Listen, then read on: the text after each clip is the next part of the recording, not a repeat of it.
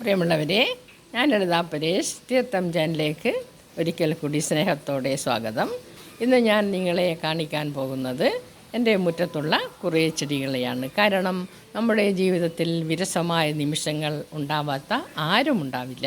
അപ്പോൾ നമ്മൾ വിരസമായി വെറുതെ പലതും ചിന്തിച്ച് മനസ്സിലേക്ക് പല വേദനകളും ഇട്ടുകൊടുത്ത് രോഗിയാവുന്ന അവസ്ഥയും ഉണ്ട്.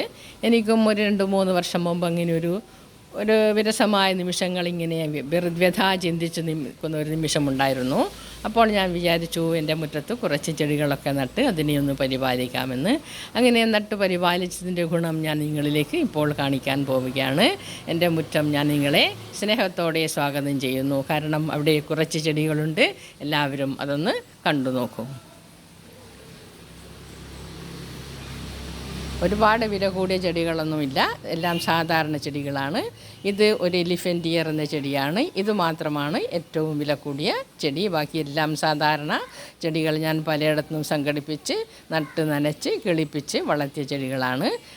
അതിലൂടെ സഞ്ചരിക്കുമ്പോൾ എനിക്ക് തോന്നുന്ന സുഖം ഒരു വല്ലാത്ത സുഖമാണ്. അത് നിങ്ങൾക്കും അറിയിക്കാൻ വേണ്ടിയാണ് ഞാൻ ഈ വീഡിയോ ഇടുന്നത്. ഒന്ന് കണ്ടു നോക്കൂ.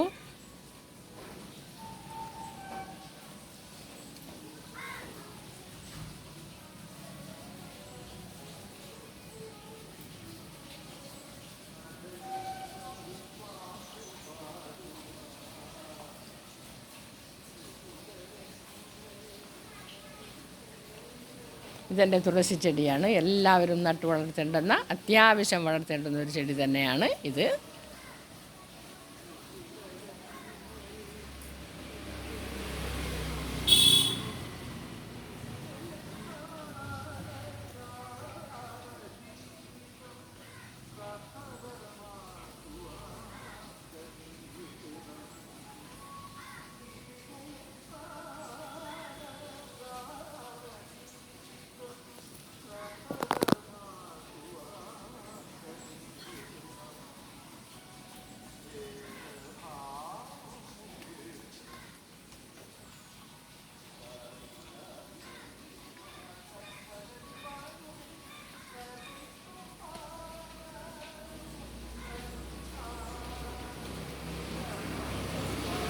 ഇത് കറിവേപ്പിലയാണ്. നമ്മളെല്ലാവരും നമ്മുടെ വീട്ടിലൊരു കറിവേപ്പില നട്ടുവെക്കേണ്ടത് അത്യാവശ്യമാണ്. അതിനെ പരിപാലിച്ചാൽ അത് നല്ലതുപോലെ വളരും.